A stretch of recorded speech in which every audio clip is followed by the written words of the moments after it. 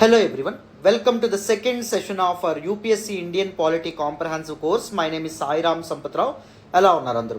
So last క్లాస్లో మనం UPSC Indian polity full syllabus analysis చేసుకున్నాం, approach and strategy and sources గురించి కూడా మాట్లాడుకున్నాం, and we also define what exactly is the meaning of polity as well. So this particular సెషన్లో some basic concepts regarding UPSC polity మనం మాట్లాడదాం. The first concept that we are going to study is constitution and constitutionalism. So వీలైతే ఈ సెషన్ని 1.5x స్పీడ్లో కానీ లేకపోతే 1.25x స్పీడ్లో కానీ చూసే ప్రయత్నం చేయండి, so that you can save your time and దాంతోపాటు మీకు better and optimum class experience కూడా ఉంటుంది. ఓకేనా? నెక్స్ట్ చూడండి. సో మనం సెషన్లోకి వెళ్ళే ముందు ఒక చిన్న మాటమ్మ, మనం UPSC GS courses, general studies courses, UPSC history and UPSC polity రెండు కోర్సెస్ లాంచ్ చేసుకున్నాం. ఈ రెండు సబ్జెక్ట్స్ని నేనే డీల్ చేస్తాను. దీనిలో భాగంగా మీకు comprehensive coverage of the syllabus అంతా కాంప్రహెన్సివ్గా డీటెయిల్గా కవర్ అవుతుంది. If you talk about history, మీకు ancient history, medieval history, modern history, post independence history ఇవన్నీ కవర్ అవుతాయి. And one stop solution notes కూడా ప్రొవైడ్ చేయడం అనేటువంటిది జరుగుతుంది. మెయిన్స్ ఆన్సర్ రైటింగ్ గైడెన్స్ ఉంటుంది, and previous year questions, both prelims and mains questions analysis క్లాసులు కూడా ఉంటాయి. అండ్ దాంతోపాటు ఒకవేళ మీకు క్లాసెస్ నచ్చకపోతే జాయిన్ అయిన తర్వాత within 15 days you can demand for your full refund, complete refund అనేటువంటిది మీకు రావడం అనేటువంటి జరుగుతుంది. సో జిఎస్ కోర్సెస్ ఫీజు చాలామంది 5,000, 6,000 అలా పెట్టమన్నారు, but I'm completely against it. కేవలం ఫీజు 999 రూపాయలు మాత్రమే ఒక్కొక్క సబ్జెక్ట్. యూపీఎస్సీ హిస్టరీ మీరు జాయిన్ అవ్వాలంటే 999, యూపీఎస్సీ పాలిటీ జాయిన్ అవ్వాలంటే 999 మాత్రమే. సో జాయిన్ అవ్వాలంటే దిస్ ఈజ్ మై నెంబర్, నా పర్సనల్ నెంబర్కి ఫోన్ చేసి మీరు చక్కగా జాయిన్ అవ్వచ్చు. అండ్ దాంతోపాటు anthropology and sociology optional courses ఏవైతే ఉన్నాయో ఇవి కూడా మనం లాంచ్ చేయడం అనేటువంటిది జరిగింది. సో సిలబస్ అంతా కాంప్రహెన్సివ్గా కవర్ అవుతుంది. ఈ రెండు ఆప్షనల్స్ కూడా నేనే చెప్తాను. బేసిక్స్ నుంచి, బ్యాక్గ్రౌండ్ నుంచి డీటెయిల్డ్గా ఇన్ డెప్త్ మనం మాట్లాడతాం. One stop solution notes provide చేస్తాను. మెయిన్స్ ఆన్సర్ రైటింగ్ గైడెన్స్ అనేది ఉంటుంది. అండ్ దాంతోపాటు ఫైనల్ లిస్ట్లో మీ నేమ్ చూసుకునేంత వరకు మీకు కంప్లీట్ గైడెన్స్ అండ్ సపోర్ట్ ఉంటుంది నా తరపు నుంచి. సో అగైన్ మీరు జాయిన్ అయిన తర్వాత 15 daysలో మీకు క్లాసులు నచ్చలేదని మీకు అనిపిస్తే within 15 days you can demand your full refund. కంప్లీట్గా మీ మనీ మీకు పే బ్యాక్ చేస్తానమాట. ఓకేనా? ఫీజు ఎంత అంటే 4,999 మాత్రమే, 4,999 రూపాయలు మాత్రమే.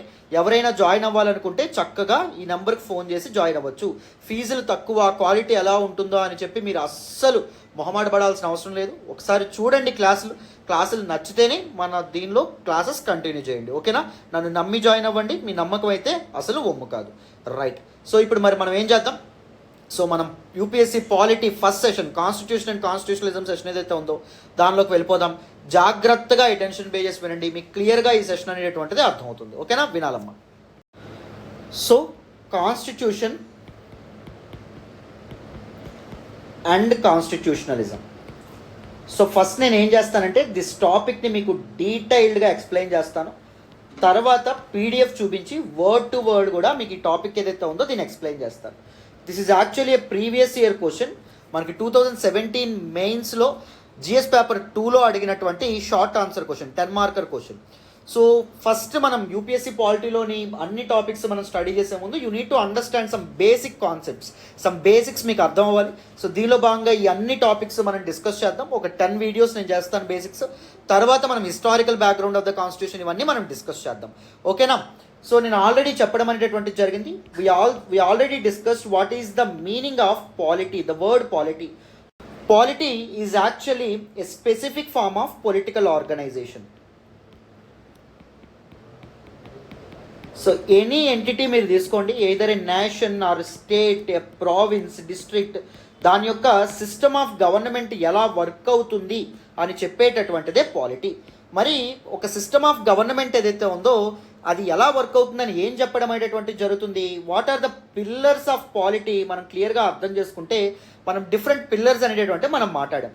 ఫస్ట్ కాన్స్టిట్యూషన్ అనేటటువంటిది ఒక దేశం యొక్క రాజ్యాంగం ఏదైతే ఉందో అది ఒక ప్రభుత్వం ఎలా వర్క్ అవ్వాలో చెప్పడం అనేటువంటిది జరుగుతుంది.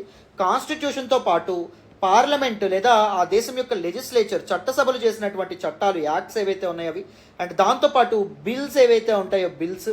సో అంటే యాక్ట్ అవ్వకుండా ఇంకా నెగోషియేషన్స్లోనే, ఇంకా చర్చల్లోని, డైలాగ్లో ఉన్నటువంటి బిల్స్. అండ్ దాంతోపాటు మనకి జ్యుడిషియల్ వెర్డిక్ట్స్ ఏవైతే ఉన్నాయో they actually decide how the government should work. Right? So ఇవన్నీ డిసైడ్ చేయడం అనేటువంటి జరుగుతుంది. సో వీటన్ని పిల్లర్స్ ఏవైతే ఉన్నాయో అందులో సెంట్రల్ పిల్లర్ ఏంటి అంటే రాజ్యాంగం. రాజ్యాంగం యాక్చువల్లీ కాన్స్టిట్యూషన్ ఏదైతే ఉంటుందో ఇది ఇచ్చేటటువంటి పవర్స్ని డిరైవ్ చేసుకొని చట్టసభలు ఏం చేస్తాయి, చట్టాలు అనేటటువంటివి చేస్తాయి, న్యాయస్థానాలు ఏం చేస్తాయి, తీర్పులు అనేటటువంటి ఇవ్వడం అనేటటువంటి జరుగుతుంది. సో ఫస్ట్ మనం అర్థం చేసుకోవాల్సింది ఏంటంటే కాన్స్టిట్యూషన్ అంటే ఏంటో తెలుసుకోవాలి, రాజ్యాంగం అంటే ఏంటో. తర్వాత మనం కాన్స్టిట్యూషనలిజం అనేటటువంటి పదానికి కూడా మనం అర్థం తెలుసుకోవాలి. అందుకే నేను దీన్ని ఎక్స్ప్లెయిన్ చేస్తున్నాను. First let us discuss what is the simple meaning of constitution, and తర్వాత మనం ఏం డిస్కస్ చేయాలి, కాన్స్టిట్యూషనలిజం అనేటటువంటి దాని యొక్క సింప్లెస్ట్ మీనింగ్ ఏంటి అనేటటువంటిది మనం డీటెయిల్గా తెలుసుకోవాలి. So just remember, constitution is actually just a book. It is merely a book or document. ఇది ఒక పుస్తకం మాత్రమే. వెరాస్ కాన్స్టిట్యూషనలిజం, రాజ్యాంగవాదము అంటే ఏంటి, దీన్ని ఎక్స్ప్లెయిన్ చేస్తాను వినండి. So when you look at this word, when you look at this suffix ism simply mean ideology. Constitutionalism is actually an ideology that surrounds around constitution. రాజ్యాంగం అనేటటువంటి ఒక డాక్యుమెంట్ చుట్టూ తిరిగేటటువంటి ఒక భావన, ఒక సిద్ధాంతాన్ని మనం రాజ్యాంగవాదము అంటాం. సపోజ్ బుద్ధిజం తీసుకోండి. Buddhism is also an ideology that surrounds around lord Buddha, right?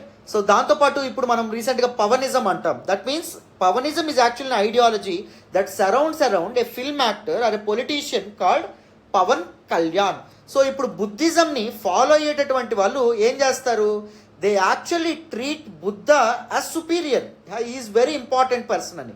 పవనిజంని follow అయ్యే వాళ్ళు ఏం చేస్తారు, they actually treat Pawan Kalyan as the most respectable human being, right? Same అలాగే కాన్స్టిట్యూషనలిజం ఫాలో అయ్యేటటువంటి దేశాలు కానీ లేకపోతే పీపుల్ కానీ ఆర్గనైజేషన్స్ కానీ ఏం చేస్తాయి, they treat constitution as actually A superior thing అనమాట. రాజ్యాంగం అనేటటువంటిది రెస్పెక్ట్ ఇవ్వబడుతుంది. అర్థమైందా? రాజ్యాంగవాదం ఎక్కడైతే ఫాలో అవుతారో అక్కడ. క్లారిటీ వచ్చిందా? ఇప్పుడు క్యాపిటలిజం తీసుకోండి. Capitalism is also an ideology that surrounds around capital. Those who follow capitalism as an economic ideology, వాళ్ళు క్యాపిటల్, పెట్టుబడి ఏదైతే ఉంటుందో దానికి ఎక్కువ ఇంపార్టెన్స్ ఇవ్వడం అనేటువంటి జరుగుతుంది. ఎందుకంటే if you maximise the capital you can maximise the profit. పెట్టుబడి ఎవరి దగ్గర అయితే ఎక్కువగా ఉంటుందో వాడు లాభాలను ఎక్కువగా సంపాదించుకుంటాడనేటటువంటి ఐడియా ఏదైతే ఉంటుందో దాని మీద బేస్ చేసుకున్నటువంటిది క్యాపిటలిజం అనమాట. ఇప్పుడు మీకు కాన్స్టిట్యూషన్ అండ్ కాన్స్టిట్యూషనలిజం ఏదైతే ఉందో దాని యొక్క బేసిక్ మీనింగ్ అనేటటువంటిది అర్థమైందని అనుకుంటున్నాను. Constitution is actually a book or document that contains basic or fundamental law of a nation. ఒక దేశం యొక్క ముఖ్యమైనటువంటి అత్యవసరమైనటువంటి లా ఏదైతే ఉంటుందో, చట్టం ఏదైతే ఉంటుందో దాన్ని కాన్స్టిట్యూషన్ అనేటటువంటిది కలిగి ఉంటుంది. It set out the organisation of the government. ప్రభుత్వం ఎలా వర్క్ అవ్వాలి, ప్రభుత్వంలో ఏ ఏ శాఖలు అనేటటువంటి ఉండాలి అనేటటువంటి విషయాల్ని రాజ్యాంగం అనేటటువంటి చెప్తుంది. అండ్ దాంతోపాటు it also contains principles of the society. అంటే సమాజం అనేటటువంటిది ఏ రూల్స్ అండ్ నార్మ్స్ అనేటటువంటి ఫాలో అవ్వాలి అనేటటువంటి దాన్ని కూడా దిస్ పర్టికులర్ కాన్స్టిట్యూషన్ అనేటటువంటి చెప్తుంది. ఒక సమాజంలో ఉంటున్నటువంటి individual what he should do and what is acceptable and what is not acceptable. నేను ప్రతి ఒక్కరూ మనం ఇన్కమ్ సంపాదించుకుంటాం. ఇన్కమ్ సంపాదించుకోవాలంటే మనం ఏం చేయడం అనేటువంటి జరుగుతుంది. ఇప్పుడు నేను టీచింగ్ చేస్తూ ఉన్నాను, లేకపోతే ఇంకొకరు వాళ్ళ స్కిల్స్ ఉపయోగించి ఐటీ జాబ్స్ చేస్తారు, ఇంకొంతమంది గవర్నమెంట్ ఉద్యోగాలు చేస్తూ ఉంటారు, ఇంకొంతమంది రిక్షా దొక్కుతారు, ఇంకొంతమంది ఆటో నడుపుతారు, ఇంకొంతమంది ఆర్మీలో మిలిటరీలో చేరడం అనేటటువంటి జరుగుతుంది, రైట్? డబ్బులు సంపాదించుకోవడానికి. This is acceptable form of earning income. What is non acceptable form of earning income, drugs అమ్మి నేను డబ్బులు సంపాదించుకున్నాను అనుకోండి, దట్ ఈస్ నాట్ యాక్సెప్టబుల్. మరి సమాజంలో ఇది acceptable and this is not acceptable అని చెప్పి ఏం చెప్పడం అనేటువంటి జరుగుతుంది, రాజ్యాంగం ఏదైతే ఉంటుందో అది మనకి వివరించడం అనేటువంటి జరుగుతుంది. Either explicitly or implicitly. అంటే బహిరంగంగా అయినా చెప్తుంది, బహిరంగంగా కాకుండా సో లోపలగా అయినా ఈ పర్టిక్యులర్ నోషన్ ఏదైతే ఉంటుందో దాన్ని బయటపడడం అనేటటువంటిది జరుగుతుందన్నమాట. అర్థమైందా?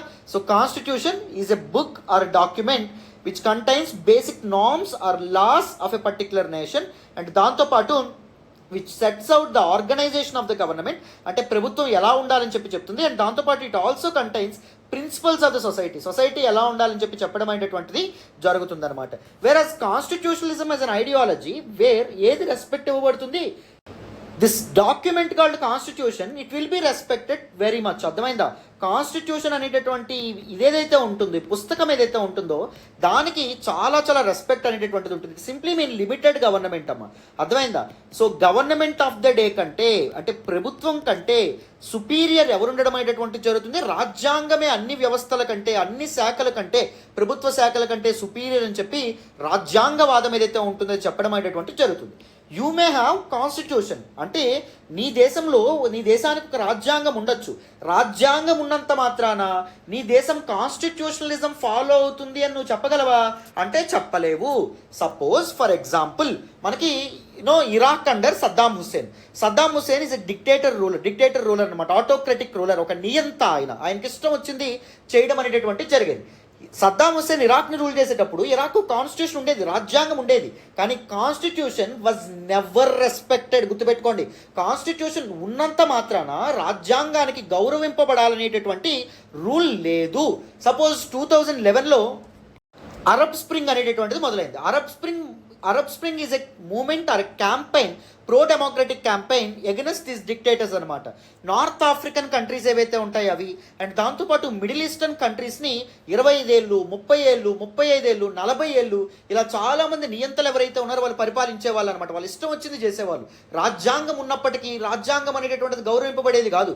సో డెమోక్రసీ అనేటటువంటిది అక్కడ ఎస్టాబ్లిష్ అవ్వాలి, నియంతృత్వం పోవాలనేటటువంటి ఉద్దేశంతో ప్రజలు ఎవరైతే ఉన్నారో వాళ్ళు వెస్ట్ అంటే మనకి పాశ్చాత్య దేశాలు, యుఎస్, యూకే వీళ్ళందరి యొక్క సపోర్ట్తో, ఫ్రాన్స్, వీళ్ళ యూరోపియన్ యూనియన్ వీళ్ళందరి యొక్క సపోర్ట్తో ఆ నియంతలకి వ్యతిరేకంగా వీళ్ళు తిరుగుబాట్లు చేయడం అనేటటువంటిది జరిగిందనమాట. అర్థమైందా? సో ఇప్పుడు మనకి దిస్ పర్టిక్యులర్ సిరియన్ క్రైసిస్ ఏదైతే ఉంటుందో, సిరియన్ క్రైసిస్ అనేటటువంటిది దేని యొక్క బై ప్రొడక్ట్ అంటే దిస్ పర్టికులర్ అరబ్ స్ప్రింగ్ యొక్క బై ప్రొడక్ట్ అనమాట. అర్థమైందా? కాన్స్టిట్యూషన్ అనేటటువంటిది is a book, it is just a book or document that contains basic or fundamental law of the nation, and that sets out organization of the government, and దాంతో పాటు that contains principles of the society, basic principles of the society, what is accepted and what is not acceptable, etc. So దాంతో పాటు constitutionalism అంటే ఏంటి? it is actually an ideology that surrounds around the entity called constitution, the book called constitution, where constitution is respected, constitution is given highest superiority. It is simply mean limited government అనే విధంగా కూడా మనం చెప్పుకోవచ్చు. Countries may have constitution, but those countries which have constitution they might not have constitutionalism, they might not follow constitutionalism. Clarity వచ్చిందా? This basic difference ఏదైతే ఉందో, basic difference. So where there is constitutionalism, ఏ దేశంలో అయితే constitutionalism రాజ్యాంగవాదం అనేటటువంటిది గౌరవింపబడుతుందో అక్కడ మనం ఏ features అనేటటువంటివి చూస్తాం. So now let us look at principles of constitutionalism. Different principles of constitutionalism ఏవైతే ఉన్నాయో వాటిని మనం తెలుసుకునే ప్రయత్నం చేయాలి. వినండి, కాన్స్టిట్యూషనలిజం అనేటటువంటిది ఎక్కడైతే కనిపిస్తుందో మనకి అక్కడ కనిపించేటటువంటివి ఏంటమ్మా? మొదటిది ఏంటి అంటే strict separation of powers. Government యొక్క డిఫరెంట్ ఆర్గాన్స్ మధ్య పవర్స్ అనేటటువంటివి సెపరేట్ అవ్వడం అనేటటువంటి జరుగుతుంది అనమాట. ఫస్ట్ వన్ ఏంటి? సెపరేషన్ ఆఫ్ పవర్స్ ఏదైతే ఉందో, సెపరేషన్ ఆఫ్ పవర్స్. ఈ సెపరేషన్ ఆఫ్ పవర్స్ అంటే ఏంటి, ఎక్కడి నుంచి ఆరిజినేట్ అయింది, ఇవన్నీ నేను బేసిక్ కాన్సెప్ట్స్లోనే నెక్స్ట్ క్లాసెస్లో డిస్కస్ చేస్తాను. మనకి 3 ఆర్గాన్స్ ఆఫ్ గవర్నమెంట్ ఉంటాయి, లెజిస్లేచర్, ఎగ్జిక్యూటివ్ అండ్ జ్యుడిషియరీ. అర్థమైందా?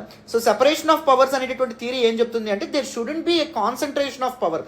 పవర్ అనేది ఒకరి చేతుల్లో కాన్సన్ట్రేట్ అవ్వకూడదు. అప్పుడు ఏం జరుగుతుంది? ఆర్బిట్రరీనెస్ రావడం అనేది జరుగుతుంది, ఆటోక్రటిక్ బిహేవియర్ అనేది వస్తుంది. ఇప్పుడు సపోజ్ ప్రైమ్ మినిస్టర్ చేతిలోనే అన్ని పవర్స్ అనేటటువంటి పెట్టాం అనుకోండి, ఏం జరుగుతుంది? అకౌంటబిలిటీ అనేటటువంటిది ఉండదు. ప్రైమ్ మినిస్టర్ ఒక నియంతలాగా వ్యవహరించడం అనేటటువంటిది జరుగుతుంది. అలా కాకుండా ఎగ్జిక్యూటివ్కి కొన్ని పవర్స్, లెజిస్లేచర్కి కొన్ని పవర్స్, జ్యుడిషియరీకి కొన్ని పవర్స్ ఇచ్చామనుకోండి.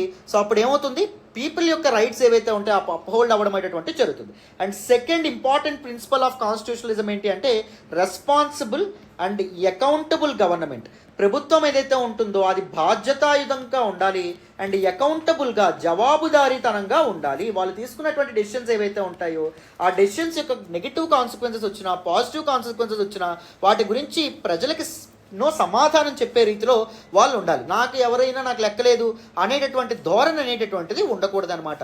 కాన్స్టిట్యూషనలిజంలో గవర్నమెంట్ యొక్క పవర్స్ ఎప్పుడు లిమిట్ చేయబడతాయి. ఎందుకు అంటే to uphold the rights of people, ప్రజల యొక్క కనీస హక్కులు ఏవైతే ఉంటాయో వాటిని సేఫ్ గార్డ్ చేయడానికి. క్లారిటీ వచ్చిందని అనుకుంటున్నాను. నెక్స్ట్ థర్డ్ వన్ ఏంటి అంటే రూల్ ఆఫ్ లా. సో అన్ని విధాల చట్టం ఏదైతే ఉంటుందో, సపోజ్ ద బేసిక్ లా అనేటటువంటి కాన్స్టిట్యూషన్ కానీ, చట్టసభలు చేసినటువంటి చట్టాలు కానీ వాటికి గౌరవం అనేటటువంటిది ఉంటుంది తప్ప సో ఒక మనిషికి కానీ వీళ్ళకి ఆర్బిటరీ పవర్స్ అనేటటువంటి వాళ్ళకి ఉండవు. సో ఈ లా ఏదైతే ఉంటుందో, చట్టసభలు చేసినటువంటి చట్టాలు అండ్ దాంతోపాటు రాజ్యాంగం ఏదైతే ఉంటుందో దానికి ఎప్పుడు గౌరవం అనేటటువంటిది ఉంటుందమ్మా. అర్థమైందా? Next independent judiciary. So judiciary న్యాయ వ్యవస్థ ఏదైతే ఉంటుందో దానికి స్వతంత్రం అనేటటువంటిది ఉండాలి. అది ఒకరి చేతుల్లో చెప్పు చేతుల్లో ఉండడం అనేటటువంటి జరగకూడదు. అంటే ఒక ప్రధానమంత్రి చేతుల్లో కానీ, ముఖ్యమంత్రుల చేతుల్లో కానీ, లేకపోతే ప్రెసిడెంట్ చేతుల్లో కానీ జ్యుడిషియరీ ఒక తోలుబొమ్మలాగా ఉండకూడదు. జ్యుడిషియరీ ఎప్పుడు ఇండిపెండెంట్గా ఉండాలి, స్వేచ్ఛగా స్వతంత్రంగా ఉండాలి. ప్రభుత్వం తప్పు చేస్తే ప్రభుత్వం మీద మొట్టికాయలు కూడా వేయాలన్నమాట. అర్థమైందా? And next respect for individual rights. People యొక్క రైట్స్ ఏవైతే ఉంటాయో వాటికి అన్ని వేళలా ఏముండాలి, అన్ని వేళలా గౌరవం అనేటటువంటిది ఉండాలి. ఆ గౌరవం అనేటటువంటిది కల్పించాలి. ప్రజలకి వాళ్ళకి హక్కులు అనేటటువంటివి ఇవ్వాలన్నమాట. అర్థమైందా? So this is also a principle of constitutionalism. Next civilian control of military. So మిలిటరీకి హయ్యెస్ట్ అథారిటీ అనేటటువంటిది ఉండకూడదు. Suppose if you see Pakistan మీరు చూస్తే ఏం జరుగుతుంది, పాకిస్తాన్లో మిలిటరీ డామినెన్స్ ఎక్కువ. పీపుల్ ఎలక్టెడ్ గవర్నమెంట్ కంటే, అంటే ప్రజలు ఎన్నుకున్నటువంటి ప్రభుత్వం కంటే మిలిటరీకి ఎక్కువ పవర్స్ అనేవి ఉంటాయి.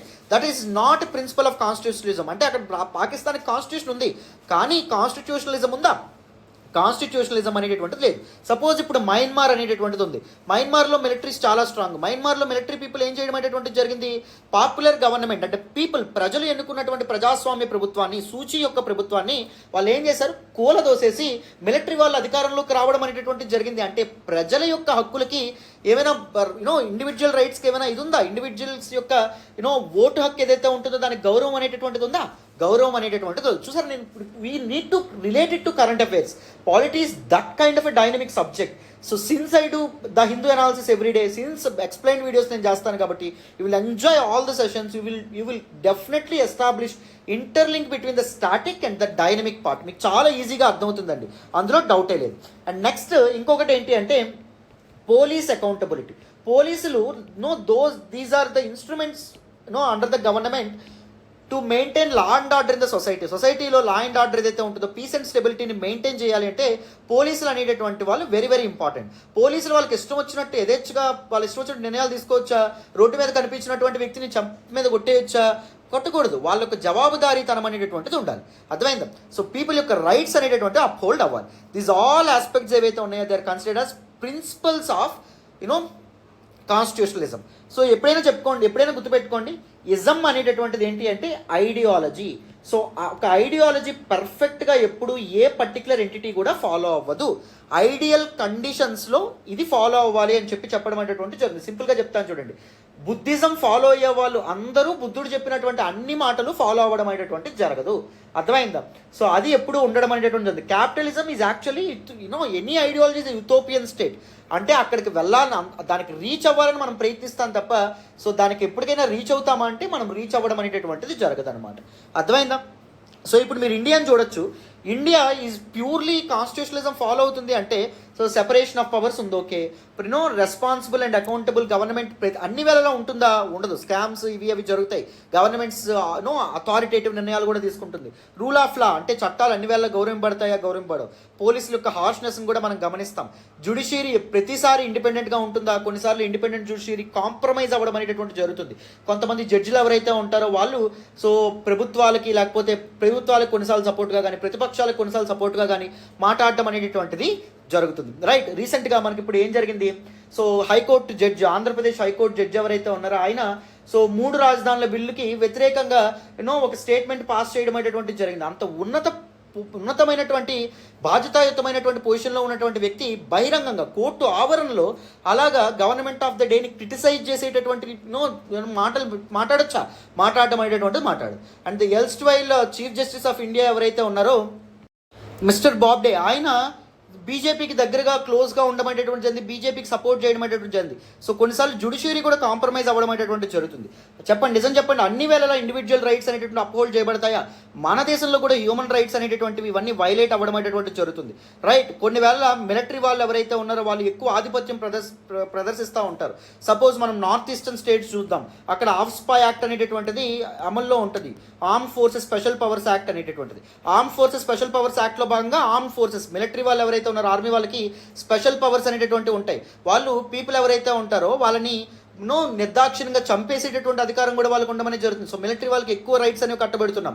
సో పోలీసులు అనేటటువంటి వాళ్ళు నిజంగా సో ప్రజలకి యొక్క హక్కులు అనేటటువంటి కాపాడాలనేటటువంటి విధంగా ఉంటారా? సో చిన్న చిన్న నాటికి చేయి చేసుకోవడం కానీ, ఎలా పడితే అలా మాట్లాడడం కానీ ఇవన్నీ చేస్తారు. సో ఎనీ గవర్నమెంట్ మీరు చూసుకున్న there will never be a government that purely follows constitutionalism అని చెప్పి మనం చెప్పుకోవచ్చు. ఇట్ ఈస్ యాక్చువల్లీ ఐడియాలజీ అంటే అర్థం ఏంటి? ఐడియల్లీ మనం ఇది ఫాలో అవ్వాలి అని చెప్పి అర్థం. సో ఐడియల్ స్టేట్కి ఎప్పుడైనా రీచ్ అవ్వగలం అంటే కంప్లీట్గా రీచ్ అవ్వలేమా? ఎనీ ఐడియాలజీస్ ఏ ఉథోపియన్ స్టేట్, అదొక మాయ అనమాట. అక్కడికి వెళ్తున్నాం అనుకుంటాం కానీ ఎప్పటికీ అక్కడికి చేరడం అనేటటువంటి జరగదు. అర్థమైందా? దీస్ ఆర్ బేసిక్ ఆస్పెక్ట్స్ అమ్మా. నేను I will give you the essence, soul of the subject. So that is our USP, that is for sure. ఎప్పుడైతే మనం ఇలా మాట్లాడుకుంటామో ఒక కాన్వర్జేషన్ లెక్క కింద, సో మీరు you will enjoy all the sessions, that is for sure. నన్ను నమ్మి మీరు చక్కగా కోర్స్ తీసుకోవచ్చు, మీకు చాలా చక్కగా క్లాసులు అన్నీ అర్థమవుతాయి. ఓకేనా? సో మీకు కంప్లీట్గా కాన్స్టిట్యూషనలిజం అంటే ఏంటి, సో కాన్స్టిట్యూషన్ అంటే ఏంటి, ఇవన్నీ మీకు అర్థమైనాయి అనుకుంటున్నాను. ఇప్పుడు నేను ఏం చేస్తాను, I will show you the PDF చూపిస్తాను. పీడిఎఫ్ చూపించి డీటెయిల్డ్గా మీకు ఈ పర్టికులర్ టాపిక్ అనేటటువంటిది ఎక్స్ప్లెయిన్ చేస్తాను. మీకు చాలా చక్కగా అర్థమవుతుంది. There is absolutely nothing to worry.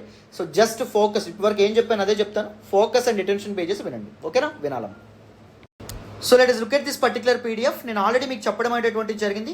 So ఇప్పటివరకు మనం ఏదైతే మాట్లాడతామో అదే నేను వర్డ్ టు వర్డ్ ఇక్కడ ఎక్స్ప్లెయిన్ చేస్తాను. There is nothing new here.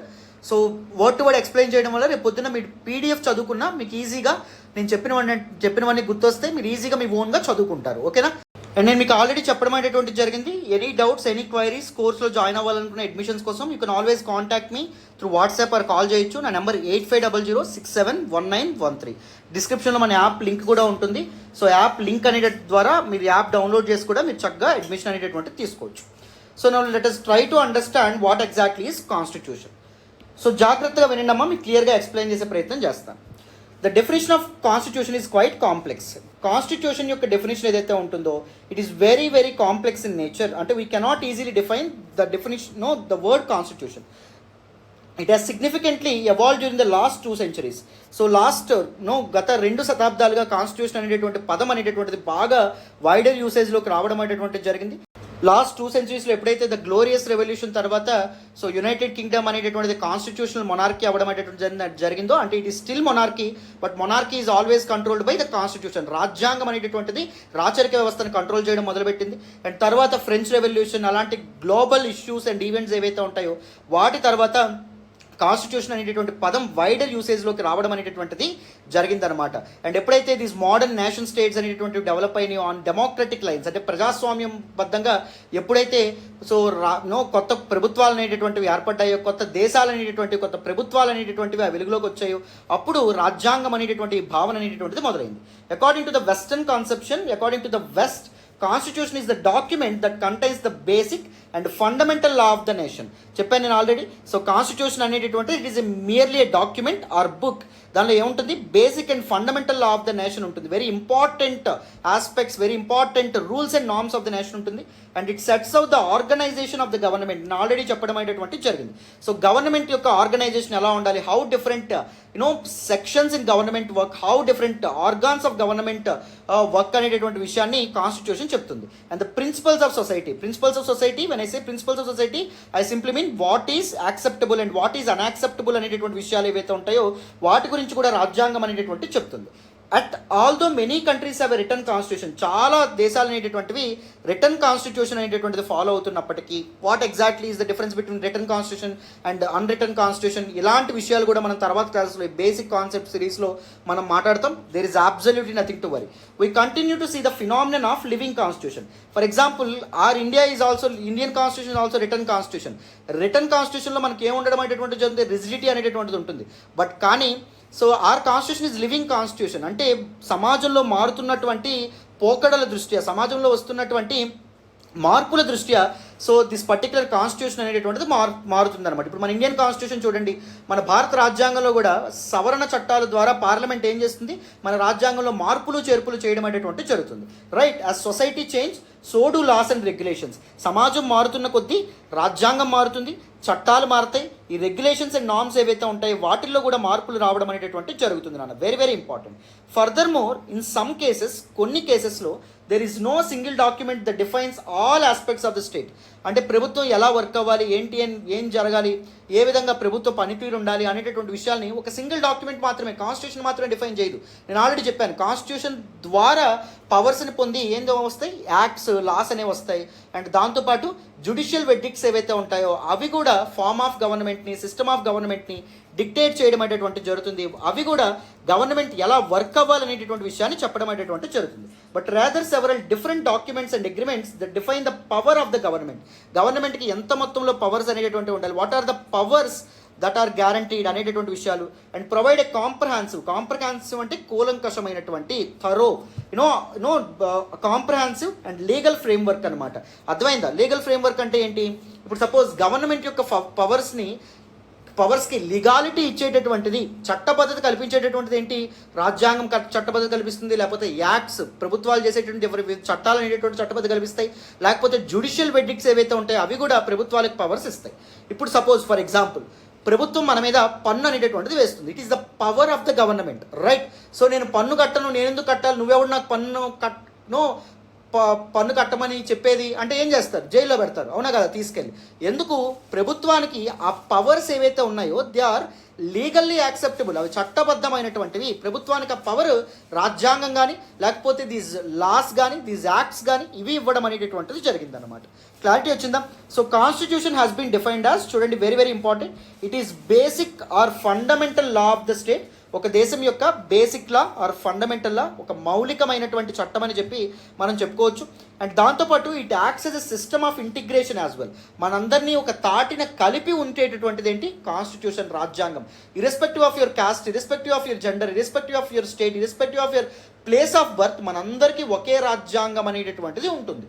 నువ్వు తెలుగోడివా, తమిళోడివా, లేకపోతే మలయాళం వాడివా, లేకపోతే హిందీ వాడివా, పంజాబీ వాడివా, లేకపోతే బెంగాలీ వాడివా అనవసరం, మనందరికీ ఉండేటటువంటిది ఒక రాజ్యాంగమే. సో రాజ్యాంగం అనేటటువంటిది ఏం చేస్తుంది? మనందరినీ ఒక తాటి మీద, మనందరినీ ఇంటిగ్రేట్ చేయడం అనేటువంటి జరుగుతుంది, ఒక తాటి మీద ఉంచడం అనేటటువంటి జరుగుతుంది. And it is organisation of norms and rules, organisation of government.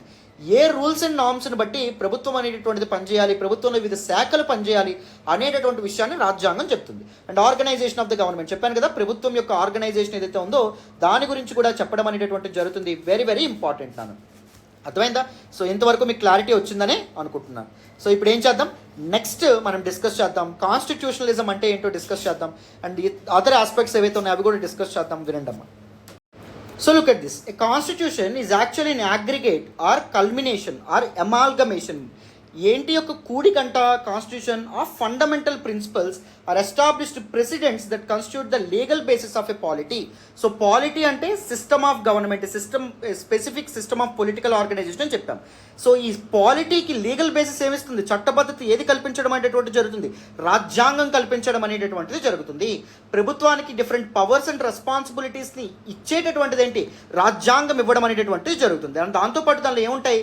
Fundamental principles, basic norms and rules అనేటటువంటి ఉండడం అనేటటువంటిది జరుగుతుంది. అర్థమైందా? Organisation or other type of entity and commonly determine how that entity is to be govern. So చూడండి, it is legal basis of a polity, ఒక system of government కానీ or any entity ఏదైతే ఉందో, లేకపోతే ఒక నేషన్ కానీ ఒక state కానీ అది ఎలా వర్క్ అవ్వాలని చెప్పేటటువంటిది రాజ్యాంగం. And it commonly determine how that entity is to be govern. So ఒక పర్టికులర్ దేశం కానీ రాష్ట్రం కానీ ఏ విధంగా పరిపాలింపబడాలి అని చెప్పేటటువంటిది రాజ్యాంగం. Constitution is an organic law that evolves over time. When I say organic, that simply mean it is created by man. మనిషి దీన్ని తయారు చేయడం అనేటటువంటి జరుగుతుంది. And it evolves over time, it changes over time. All over the world many constitutions are living constitutions అని చెప్పుకున్నాం. అంటే as the society changes, constitution also changes అనమాట. అర్థమైందా? సో వివిధ సవరణల ద్వారా, వివిధ మార్పులు, మ్యుటేషన్స్ అంటాం, మార్పులు చేర్పుల ద్వారా రాజ్యాంగం ఏదైతే ఉంటుందో అది మార్పుకు గురవడం అనేటటువంటి జరుగుతుంది. The constitution provides the foundation of the government. ఒక ప్రభుత్వం ఎలా పనిచేయాలనేటటువంటి బేసిక్ ఫౌండేషన్, ఒక కనీస పునాది ఏదైతే ఉంటుందో, ప్రాథమిక పునాది ఏదైతే ఉందో దాన్ని ఒక రాజ్యాంగం అనేటటువంటిది వేస్తుంది. Structuring the political organization and guaranteeing individuals and collective rights and freedoms. How the political system should be organized అనేటటువంటి విషయాన్ని చెప్పడమే కాకుండా, నిర్దేశించడమే కాకుండా, ఇండివిజువల్స్ ఎవరైతే ఉన్నారో అంటే పీపుల్ ఎవరైతే ఉన్నారో వాళ్ళకి రైట్స్, వివిధ హక్కులు ఏవైతే ఉంటే వాటిని కల్పిస్తుంది. వాళ్ళ యొక్క collective rights, as a society మనందరికీ ఏ హక్కులు ఉన్నాయి, యాజ్ అన్ ఇండివిజువల్ నాకంటూ నీకంటూ ఏ హక్కులు ఉన్నాయి, అండ్ దాంతోపాటు మనకంటూ ఏ ఫ్రీడమ్స్ అనేటటువంటి ఉన్నాయి, ఇది కాన్స్టిట్యూషన్ చెప్తుంది. For example part 3 of the constitution. Part 3 of the కాన్స్టిట్యూషన్లో మనకి ఫండమెంటల్ రైట్స్, ప్రాథమిక హక్కులు ఏవైతే ఉంటాయో అవి ఉండడం అనేటటువంటి జరుగుతుంది. అవునా? So why we call them fundamental rights?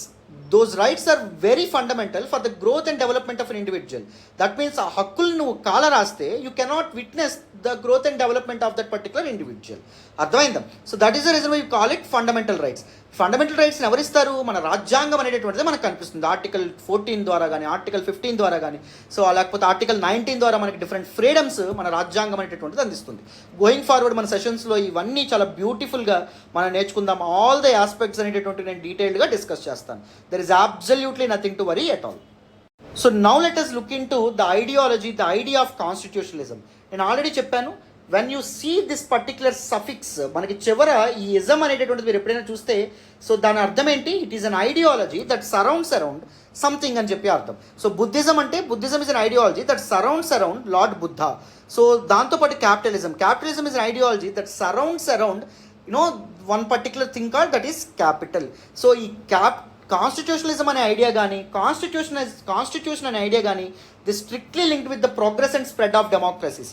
ఎప్పుడైతే last 2 centuries democratic nations develop అవ్వడం అనేది జరిగిందో, ఈ పదాలు అనేటటువంటివి చాలా వాడుకలోకి రావడం అనేటటువంటి జరిగింది. ఈ మొనార్కిక్ అంటే రాచరిక వ్యవస్థలు ఒకప్పుడు ఉండేవి కదా. మొఘలులు పరిపాలించే వాళ్ళు మనల్ని, గుప్తులు పరిపాలించే వాళ్ళు, వాళ్ళకంటే ముందు మౌర్యులు పరిపాలించే వాళ్ళు. ఆ సమయంలో టొటాలిటేరియన్ డిక్టేటరియల్ సిస్టమ్ అంటే నియంతృత్వ వ్యవస్థలు ఏవైతే ఉంటాయో, రాచరిక వ్యవస్థలు ఏవైతే ఉంటాయో, there is generally no constitution. అక్కడ రాజ్యాంగం అనేటటువంటిది ఉండదన్నమాట మామూలుగా. ఒకవేళ రాజ్యాంగం ఉన్నప్పటికీ ఇట్ ఈస్ నాట్ రెస్పెక్టెడ్. అది గౌరవింపబడుతుందా అంటే గౌరవింపబడదు. ఒక పర్టిక్యులర్ పర్సన్ తనకిష్టం వచ్చినట్టు నిర్ణయాలు తీసుకోవడం అనేది జరుగుతుంది. ఫర్ ఎగ్జాంపుల్ ద కింగ్, రాజు ఎవరైతే ఉన్నారో రాజ్యాంగాన్ని గౌరవించకుండా ఆయనకి ఇష్టం వచ్చినట్టు నిర్ణయాలు తీసుకుంటాడు. ఫర్ ఎగ్జాంపుల్ డిక్టేటర్, ఒక నియంత ఎవరైతే ఉన్నారో ఆయన ఒక ఆటోక్రటిక్ రూలర్, నియంతృత్వ పీపుల్ ఎవరైతే ఉంటారో, నియంతలు ఎవరైతే ఉంటారో వాళ్ళకి నచ్చినట్టు వాళ్ళు డెసిషన్ తీసుకోవడం అనేటువంటి జరుగుతుంది. సో మొనార్కిక్, టొటాలిటేరియన్, డిక్టేటరల్ సిస్టమ్స్ ఏవైతే ఉంటాయో అక్కడ ద ఐడియా ఆఫ్ కాన్స్టిట్యూషనలిజం అనేటటువంటిది అబ్సెంట్గా ఉంటుంది. దో దే హ్యావ్ కాన్స్టిట్యూషన్, రాజ్యాంగం అనేటటువంటిది ఉన్నప్పటికీ. Individual and collective rights are often disregarded in dictatorial regimes. So this particular నియంతృత్వ రెజీమ్ అంటే గవర్నమెంట్, నియంతృత్వ ప్రభుత్వాలు, నియంతృత్వ వ్యవస్థలు ఏవైతే ఉంటాయో అక్కడ పీపుల్ యొక్క రైట్స్ గౌరవింపబడతాయా? గౌరవింపబడవు. వాటిని కాలరాయబడ్డమైనటువంటి జరుగుతుంది. And the government cannot be held accountable as there is no legal document that defines its limits. And ఏదైనా ప్రభుత్వం తప్పిదం చేస్తే అది జవాబుదారీతనంగా ఉంటుందా? ఉండదు. ఎందుకంటే there is no one particular entity, there is no one particular document, there is no one particular book that defines the powers, that regulates the powers of that particular government. ఆ ప్రభుత్వాన్ని నియంత్రించేటటువంటి, రెగ్యులేట్ చేసేటటువంటి ఎటువంటి ఒక list of norms and rules ఉండకపోవడం వల్ల so వాళ్ళు చేసింది, నువ్వు చేసింది తప్పు అనేటటువంటి నిలదీసే పరిస్థితి ఉంటుంది ఆ పీపుల్కి, ఉండదన్నమాట. The concept of constitutionalism has evolve during the last few centuries. Just like constitutionalism అనే భావన కూడా లాస్ట్ 2 centuries, 2 శతాబ్దాలుగా అది రావడం అనేటటువంటిది జరిగింది. Thanks to political changes. So different political changes అనేటటువంటి రావడం అనేది జరిగింది రాజకీయంగా. సో లిబర్టీ అనేటటువంటి ఐడియా ఎమర్జ్ అవ్వడం అనేటటువంటి జరిగింది. కాన్స్టిట్యూషన్ అనేటటువంటి ఐడియా ఎమర్జ్ అయింది. Freedom of speech, freedom of expression, separation of powers, rule of లా, ఇలాంటివన్నీ పొలిటికల్ ఐడియాస్ అనమాట. ఎప్పుడైతే ప్రపంచానికి పొలిటికల్ ఐడియాస్ అనేవి పరిచయం అయినాయో సో కాన్స్టిట్యూషనలిజం అనేటటువంటి ఒక ఐడియా అనేటటువంటిది కూడా ఎమర్జ్ అవ్వడం అనేది జరిగింది. And progress of democratic ideals. So ప్రజాస్వామ్యబద్ధమైనటువంటి, ప్రజాస్వామ్యానికి ఉన్నటువంటి different principles like rule of law, separation of powers, so ఇవేవైతే ఉన్నాయో, ఇండిపెండెంట్ జ్యుడిషియరీ, ఇవన్నీ మనకి డెమోక్రటిక్ ఐడియల్స్ అంటాం. సో అవి ఎప్పుడైతే వెలుగులోకి రావడం అనేటువంటి జరిగిందో ద ఐడియా ఆఫ్ కాన్స్టిట్యూషనలిజం కూడా ఎమర్జ్ అవ్వడం అనేటటువంటి జరిగిందమ్మా. Very very important. సో ఇప్పుడు మనం ఏం చేద్దాం, వాట్ ఎగ్జాక్ట్లీ ఈజ్ కాన్స్టిట్యూషనలిజం అని తెలుసుకునే ప్రయత్నం చేద్దాం. వినండి. Constitutionalism is a system of governance. ఇది ఒక ప్రభుత్వ విధానము లేదా ప్రభుత్వ వ్యవస్థ in which the power of the government is limited by law. Simply చెప్పాను, it is simply limited government అని చెప్పాం. ప్రభుత్వాన్ని ఎలా కంట్రోల్ చేస్తారు? ఒక లాస్ ద్వారా, చెక్స్ అండ్ బ్యాలెన్సెస్ ద్వారా, ఒకరి జుట్టుని ఇంకొకరి చేతుల్లో పెట్టడం ద్వారా. ఫర్ ఎగ్జాంపుల్, మన ఇండియాలో 3 ఆర్గాన్స్ ఆఫ్ ద గవర్నమెంట్ ఉంటాయి: ఎగ్జిక్యూటివ్, లెజిస్లేచర్, జుడిషియరీ. ఎగ్జిక్యూటివ్ యొక్క పిలక లెజిస్లేచర్ చేతిలో ఉంటుంది, లెజిస్లేచర్ యొక్క పిలక జుడిషియరీ చేతిలో ఉంటుంది, జుడిషియరీ యొక్క పిలక మళ్ళీ లెజిస్లేచర్ అండ్ ఎగ్జిక్యూటివ్ చేతిలో ఉండడం అనేటువంటి జరుగుతుంది అనమాట. So there should be some instruments to control the powers of these entities. That means those are checks and balances. వీటన్నింటి గురించి కూడా నేను బేసిక్ కాన్సెప్ట్ సిరీస్లో చెప్తాను, మీకు డీటెయిల్డ్గా అర్థమవుతాయి. అసలు బేసిక్స్ నుంచి నేను చెప్తాను, మీకు ఒక్కసారి వింటే మీకు మైండ్లోకి కూడా వెళ్ళిపోతుంది. Nothing to worry at all. Polity is a beautiful subject. నిద్రలో లేపిన పాలిటీ క్వశ్చన్స్ అనేవి మీరు ఆన్సర్ చేయగలుగుతారు only if you have sound conceptual clarity గట్టిగా సాలిడ్గా ఉండాలి. అర్థమైందా? సో చూడండి, so this particular constitutionalism is simply limited government in order to reconcile authority with individual and collective freedoms.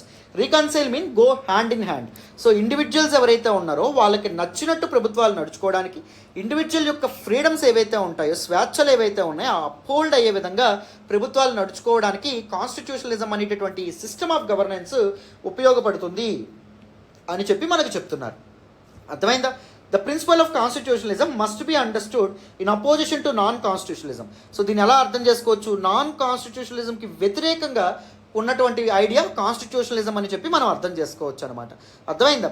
So non constitutionalism అంటే ఏంటి? It is also A system of government in which it's powers in the arbitrary powers, it uses it's powers in the arbitrary government ఏం చేస్తుంది?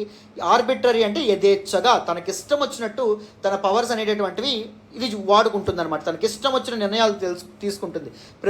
People యొక్క rights ఆ freedom అన్నింటి గురించి అసలు పట్టించుకోదు.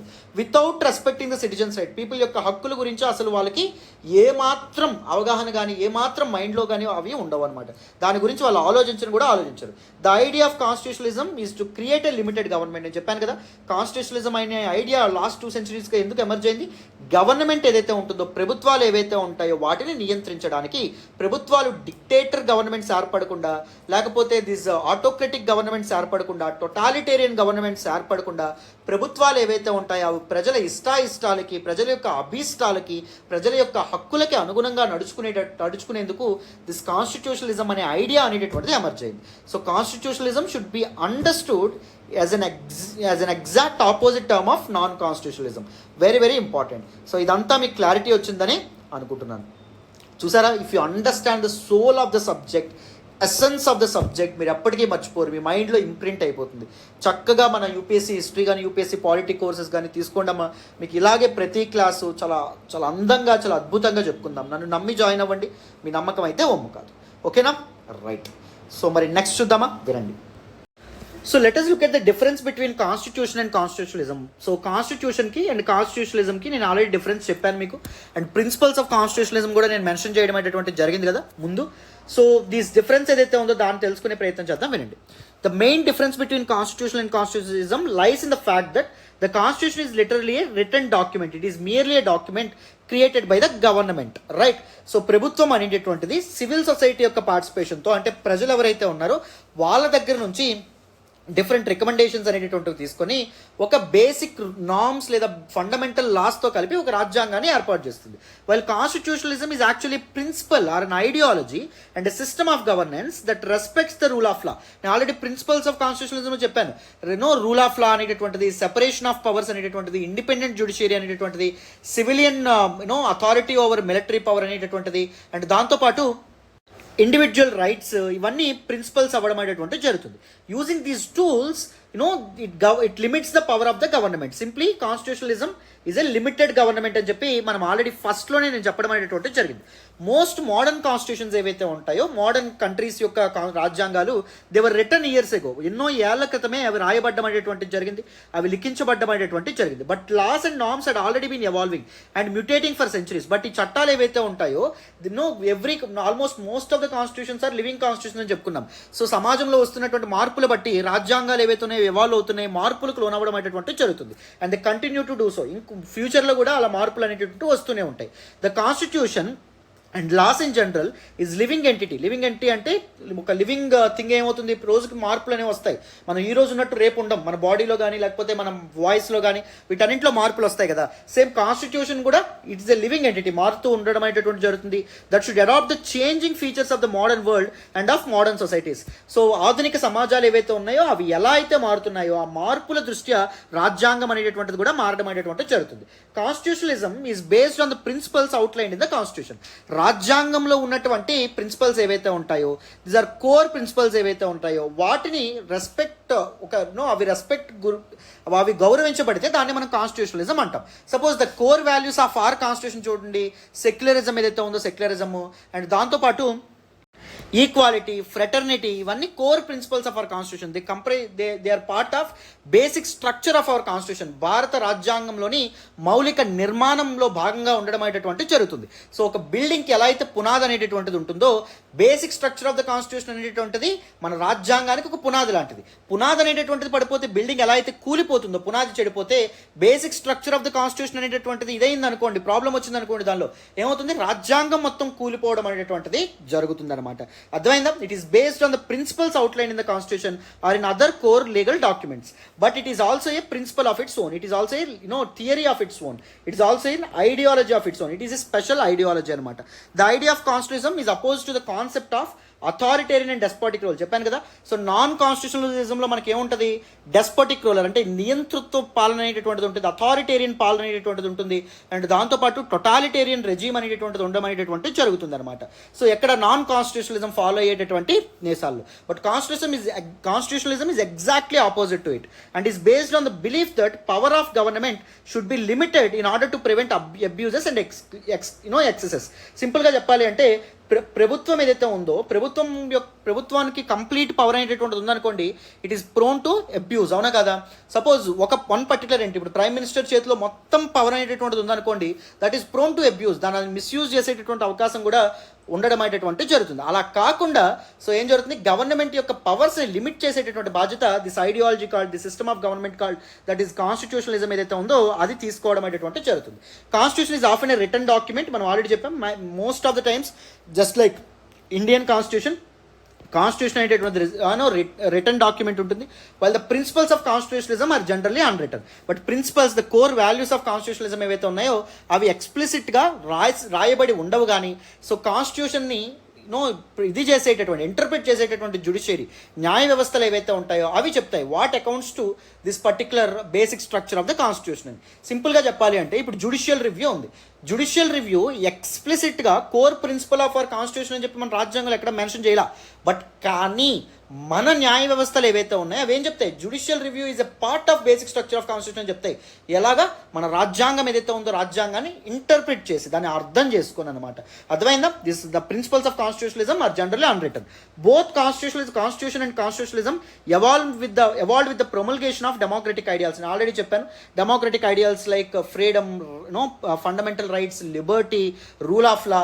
సో ఇలాంటి ఇంపార్టెంట్ ఐడియల్స్ ఏవైతే ఉన్నాయో, ప్రిన్సిపల్స్ ఏవైతే ఉన్నాయో వాటి నుంచి కాన్స్టిట్యూషన్ అండ్ కాన్స్టిట్యూషనలిజం అనేటటువంటి టూ బేసిక్ ఆస్పెక్ట్స్ ఏవైతే ఉన్న ఇన్స్టిట్యూషన్స్ ఎవాల్వ్ అవ్వడం అనేది జరిగింది. Although they do not always proceed at the same speed. అర్థమైందా? కాన్స్టిట్యూషన్ అనేది త్వరగా వచ్చేసింది, బట్ కాన్స్టిట్యూషనలిజం అనేటటువంటి చాలా లేట్ అవ్వడం అనేటటువంటిది జరిగింది. ఫ్రెంచ్ కాన్స్టిట్యూషన్ ఎప్పుడో తీసుకొచ్చింది, బట్ కాన్స్టిట్యూషనలిజం ఫాలో అయిందా అంటే ఆ రాజ్యాంగం ఆల్వేస్ రెస్పెక్ట్ నోచుకుందా అంటే నోచుకోలేదు.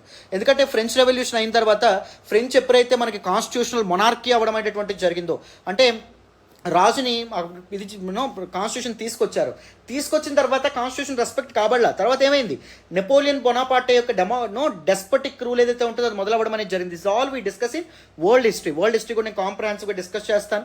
చక్కగా మన కోర్సెస్ తీసుకోండి, బేసిక్స్ నుంచి డీటెయిల్గా నేను చెప్పే ప్రయత్నం చేస్తాను.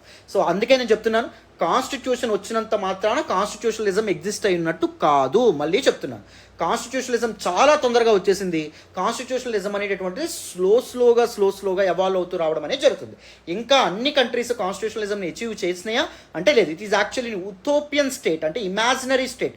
అక్కడికి వెళ్ళాలని చెప్పి మనం అనుకుంటాం కానీ సో ఎప్పుడు వెళ్తామని చెప్పి ఎవరికీ తెలియదు అనమాట. There can be a constitutional form of governance. Constitutional form of governance ఉండొచ్చు that respects the right of the citizens and promotes democratic values even though the national constitution is outdated. So రాజ్యాంగం అనేటటువంటి సరిగ్గా లేకపోయినప్పటికీ constitutionalism ఉండొచ్చు. Constitution ఉన్నంత మాత్రాన constitutionalism ఉండాలని rule లేదు. కాన్స్టిట్యూషనలిజం ఉన్నంత మాత్రాన కాన్స్టిట్యూషన్ అనేటటువంటిది ఉండాలని రూల్ లేదు. అర్థమైందా? మీకు క్లారిటీ వచ్చిందని అనుకుంటున్నాను. At the same time an inefficient democratic government may not be able to rule the constitutional way. So if the democratic government is inefficient, suppose Sri Lanka తీసుకోండి. శ్రీలంక ఊరికే తనకు నచ్చినట్టు రాజ్యాంగాన్ని మార్చేస్తూ ఉండడం అనేటువంటి జరుగుతుంది. గవర్నమెంట్స్ ఆఫ్ ద డే ఎవరైతే ఉంటారో, ఎవరైతే అధికారంలోకి వస్తారో వాళ్ళకి నచ్చినట్టు రాజ్యాంగాలు మార్చేస్తూ ఉంటారు. రీసెంట్గా మన దేశంలో కూడా మేము తర్వాత అధికారంలోకి వస్తే రాజ్యాంగాన్ని మార్చేస్తామని చెప్పి ఒక పొలిటీషియన్ ఒక ఆయన అనడం అనేటువంటిది జరిగింది. సో అలాంటి మాటలు వస్తున్నాయంటే ఏంటి అర్థం? మనకి రాజ్యాంగం ఉంది కరెక్టే, but there is absence of constitutionalism, there is an absence of respect towards constitutionalism అని చెప్పుకోవచ్చు. Despite the existence of constitutionalism, రాజ్యాంగం ఉన్నప్పటికీ ఎఫిషియంట్ డెమోక్రటిక్ గవర్నమెంట్, దాన్ని రాజ్యాంగాన్ని సరిగ్గా ఉపయోగించుకోగలిగేటటువంటి ప్రజాస్వామ్య ప్రభుత్వాలు లేకపోతే కాన్స్టిట్యూషనలిజం అనేటటువంటి సస్టైన్ అవుతుందా అంటే అవ్వదు. నేను చాలా ఎగ్జాంపుల్స్ మీకు ఇచ్చాను. ఇరాక్ అండర్ సద్దాం హుస్సేన్ అని చెప్పడం అనేది జరిగింది, లేకపోతే లిబియా అండర్ గదాఫీ కానీ, లేకపోతే మెనీ అదర్ థింగ్స్ మనం చూడొచ్చు. అన్నింటికీ రాజ్యాంగం ఉంది కానీ నెవర్ రాజ్యాంగం అనేటటువంటిది ఎప్పుడు రెస్పెక్ట్కి నోచుకోలేదు అక్కడ. అర్థమైందా? So constitution is simply merely a book, whereas constitutionalism is an ideology or a system of government where constitution is respected, where the powers of government are limited. So clarity వచ్చిందని అనుకుంటున్నాను. This is everything that you need to write a beautiful answer regarding this particular question. So చాలా చక్కనైనటువంటి answer మీరు రాయగలుగుతారు. ఓకేనా? So మీ friends and fellow ఆస్పిరెంట్స్కి కూడా మన వీడియోస్ని షేర్ చేసే ప్రయత్నం చేయండి, మన కోర్సెస్ గురించి చెప్పే ప్రయత్నం చేయండి. And thank you so much for all the support and all the love so far. మరొకసారి నేను చెప్తున్నాను, 8500671913 this is my personal number. So ఆ పర్సనల్ నెంబర్ మీరు మెసేజ్ చేయడం ద్వారా కానీ లేకపోతే ఫోన్ చేయడం ద్వారా కానీ మీరు మన కోర్సెస్కి యాక్సెస్ పొందొచ్చు. ఏమైనా క్వైరీస్, ఏమైనా డౌట్స్ ఉన్నా, ఏమైనా ఇష్యూస్ ఏమైనా ఉన్నా మీరు చక్కగా దానికి ఫోన్ చేయొచ్చు. ఓకేనా? రైట్ నాన్న. Thank you so much for all the support once again నాన్న. సో వీలైతే వీడియోని లైక్ చేయండి, మీ ఫ్రెండ్స్తో షేర్ చేసుకోండి, ఎక్స్ప్లెనేషన్ ఎలా ఉందనేది కూడా కామెంట్ చేయండి. థ్యాంక్స్ అమ్మ. బాయ్ నాన్న.